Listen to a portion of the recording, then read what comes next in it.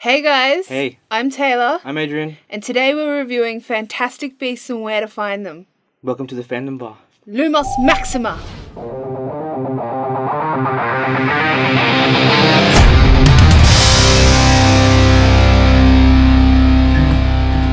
Welcome back. Hey, so excited! Fantastic Beasts and Where to Find Them. Oh, it was so good! Yeah, like, hearing when the announced we're going to make this film was like, really? Everyone was a bit skeptical. It was kind of like, oh, Warner Brothers made a cash grab again. Yeah.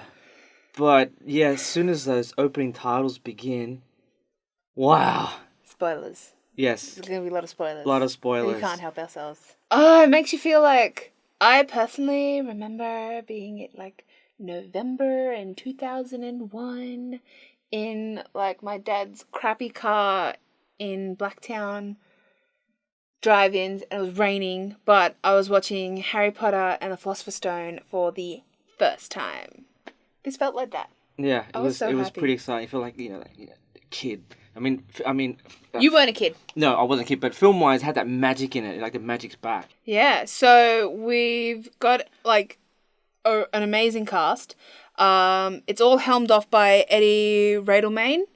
So Eddie plays Newt Scamander. Newt Scamander, and so he's friends, but he is co-starred with Catherine Watterson, who plays Porpentina Goldstein, or Teeny Goldstein. Dan Fogler, who plays Jacob Kowalski, who is a nomad or a muggle. Fine Frenzy, who plays Queenie Goldstein. Colin Farrell, who plays Percival Graves. Also joining the cast is Ezra Miller, who, I don't know if you guys know this, he's a huge Harry Potter fan. Like, huge. Him and Eddie, actually, because Eddie went off and auditioned to be the young Tom Riddle for the 7th Oh, really? books. Actually, he had auditioned, like, the entire time that they were casting for Harry Potter, and he got knocked back over and over and over again. But, and this is what's kind of cool, like, J.K. Rowling specifically said that Eddie was Newt. Yeah. Like, she wrote the story for him and stuff. So she wrote the screenplay for this. Like, yeah, it's her first solo screenplay. Yeah, which is kind of cool. Like, she's branched out, and she also wrote songs for this as well. Yeah. It was directed by David Yates, who directed the last... How many Harry Potters? He did 3. The last 3? The last 3. Or 4? Oh, sorry. 3 books, 4 movies. Right. So he did the last 4 films. Last 4 films. And he's a really good director. Yeah. I mean, people were a bit worried because after his Legend of Tarzan, bit of a failure. Say what you will, but I liked it. I read that he was actually running backwards and forwards on both films, so that's why Tarzan kind of failed. But I don't like it. But anyway, I liked it. Alexander. Back to Fantastic Beasts. Yeah. Well, we've got a score by James Newton Howard. James Newton Howard brings back the magic. The score, like you can hear threads from John Williams and what other composers have put in over the time, and like I really like that. Like, some people, like, when I was in the cinema, they were like, oh, it's just, why has it got the theme from Harry Potter? Like, they're just trying to, bring back my nostalgia so I'll like it more. But the theme that is commonly associated with Harry Potter is actually called Harry's Wondrous World, which doesn't mean Harry Potter. No. It means the Wondrous World of Wizards, which is where they are. So it's kind of the uniting theme of it all, aside from, actual magic, and it's J.K. Rowling's world. Newt has arrived from England, but he'd just been around to, like, Sudan and all that. And because he's writing his book.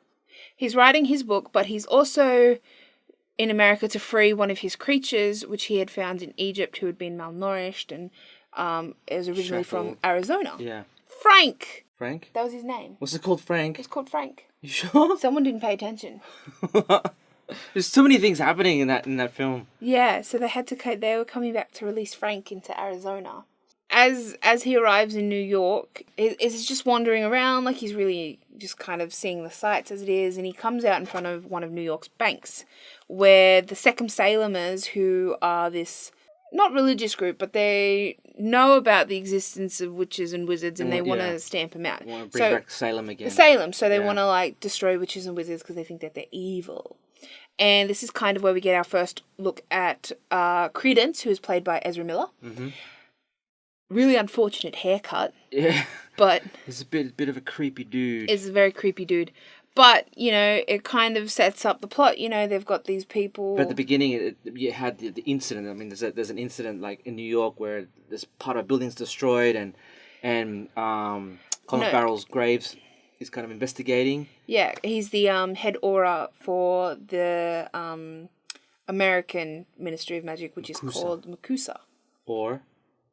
Oh, I can't remember what the acronym's for.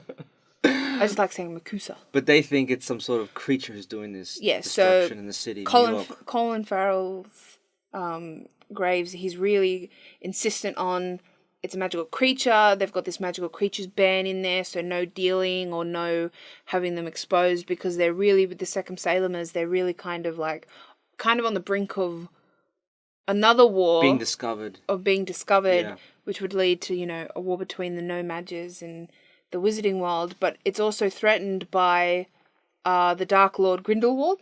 Yes, Grindelwald. There's newspaper articles of Grindelwald, you know, amassing his army and attacking people and stuff. He's gone missing for a little bit. No one knows where he is. Gellert Grindelwald. Yeah. Dumbledore's boyfriend. Yeah. And so Newt kind of arrives and is kind of taken in by everything that's going on. And this is where we also meet Mr. Kowalski. Jacob, who is like the No-Maj kind of bumbling sidekick, which is great. I love Dan Fogler. Yeah, this time they have a Muggle or No-Maj actually with, you know, the main characters in action, because we never saw that before, like Muggles like having part of the story.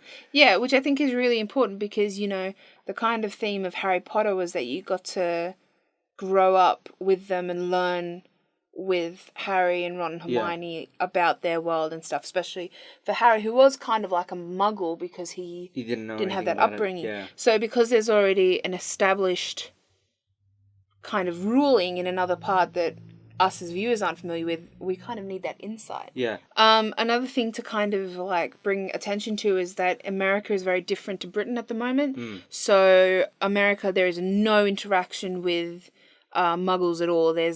You can't talk to them, you can't date them, you definitely can't marry. So it's still kind of got like that. They're not pureblood because they want to be. They're purebloods because they're kind of scared, forced that way into living like that. So Newt kind of sets his bag down, he's looking around and stuff, and his Niffler gets loose. His little Niffler, which is like a blue platypus. Yeah, it's cute. It's so cute. It steals everything. Well, jewelry, shiny objects. No. Isn't it? A Niffler is attracted to shiny objects. He just finds them. It's not stealing to him. He just finds them. He likes to collect shiny things of gold. But a couple of the creatures do get out because Jacob opens the case at his home, and his house kind of explodes, and you were like, oh no. So the wizards are a lot of damage control in this film. Yeah. They're repairing everything. They're wiping memories. Yeah. And poor Newt's just like trying to do his darn gone best. I know. And then Jacob, you know, joins along the ride, and they've got to go find the creatures. And well, Jacob only gets brought along because he got bitten by a murtlap. Yeah. And so he gets quite sick because Muggles have a bad reaction, which you laughed at. Yes. What did he say? Fire from his anus. Yeah, he'd be expelling fire from his anus. Newt lies and says that only his Niffler got out, but there was quite a few creatures. 3 or 4 of them? 4. Yeah. That got out. Poor Dougal's in the wall. He's just chilling there. They miss him. So, yeah, and that kind of starts off the adventure. And then when they go inside Newt's case, like, come on down, and that's where we see where all these creatures are kept in this, what is it, another dimension? Well, no, it's the case, it's just a little bit bigger. It's a TARDIS case. I actually watched the B-roll on how they made it and stuff, and it is Eddie. There was a hole in the floor, and he just walked through. Yeah. I was like, that's great. That was real magic, guys. So in this case world where all these creatures are kept, we're introduced to the Fantastic Beasts. The ones that he had collected so far. They're amazing, like beautiful creatures. Like it's a great sequence, that one. We're also introduced to another type of creature, which is called an obscurus. Yes. Which is an obscurus is when wizards and witches are being persecuted, and instead of using their magic as children, they try and hold it in, and it kind of creates a adverse reaction, which creates a dark force, which just destroys everything. And this was a 8-year-old girl who had died, but Newt had managed to collect the obscurus, which wouldn't harm anything. That's right. Once it was like kind of separated in a way, but you know, he's still like, it's something that makes him look very bad. Yeah. Like later, because you're like, oh no, because it turns out that it's an obscurus that's been destroying not a creature. city. It's actually the obscurus is Ezra Miller's Credence. Yeah. It's kind of sad because he gets beaten. His mom, or his adoptive mom, kind of just beats him, takes all the frustrations out on him. Because Graves has secret meetings with Credence because obviously Graves is trying to find this obscurus, and so he's using Credence. Which I didn't get how no one thought that he was the bad guy. I mean, look at his fucking haircut. Yeah, I know. Both Credence and Graves, like no one has that hair and is a good guy. And they're dressed in black. So Newt's kind of collected all of his creatures and he's trying to communicate with Credence to calm him down, and he wants to save the obscurus, whereas well, no, he wants to save him, save Credence, because he knows he can separate the obscurus from Credence. But Graves wants the obscurus for himself. But why indeed? Why indeed? He's Grindelwald. Grindelwald, great reveal. I wasn't even expecting that. I was. When they captured him, and at the end, and then I was.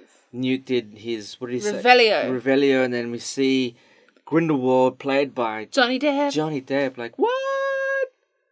Can you whitewash the whitewash? Because technically Grindelwald's like English German type thing. Oh, he kind of looked creepy. He was so creepy. So yeah, that boy was white. So that obviously they're setting up for the next 4 films. 4 films. All of the all under like the Fantastic Beasts series. So it'll be Fantastic Beasts and the Magical Hunt for Grindelwald. I don't know. Yeah. And Teeny gives him the title Fantastic Beasts and Where to Find Them. No. It was already on the book. Oh, was it? Did someone obliviate you or something? I think someone obliviated me. Freaking nomages.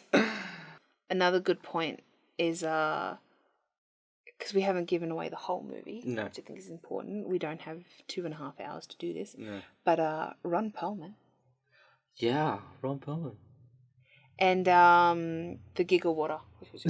The Giggle Water, that was great. I love that. Yeah. But there's one note, like the goblins. I mean, in the Harry Potter films, the goblins were people in makeup. Yeah. They use practical makeup, but in these ones they use practical magic CGI, for Harry which Potter. is like, it's not bad CGI. No, but it's just like, what, like, especially for the creatures and stuff like that. Like, I guess that's where they got like a 300 for one deal, where they got all the creatures CGI. Like, am I mad? No. Would I have liked to have seen practical effects? Yeah, I wouldn't have minded seeing a couple of like puppet creatures and stuff like that. Like, that would have been really cool. Well, I don't know, when he was stroking, what is it, the big bird, Frank. Like, obviously that was CGI, but it would have been good if there was like a big animatronic bird head or something. I mean, But anyway, I mean, it was still good. It doesn't take away from the film. But yeah, so I would definitely recommend going out and seeing it. What would you give it? 5 lightning scars out of 5. I will give it 5 lightning scars as well. Quick side note, if you're in Sydney and you enjoy seeing things like, especially, the Orpheum has it on 70mm. 70mm film print, yeah. So definitely worth going in and checking it out. Definitely. Yeah. See you next time. Hey guys, it's Taylor. I hope you enjoyed that video. Make sure that you check out our next video, which will be Suicide Squad, the extended edition, because I'll be damned if I'm not commenting on those extra 8 minutes. Make sure you like, subscribe, comment, join us over on Facebook /Fandom Bar so we can spam you with even more of our content. You can see my beautiful face.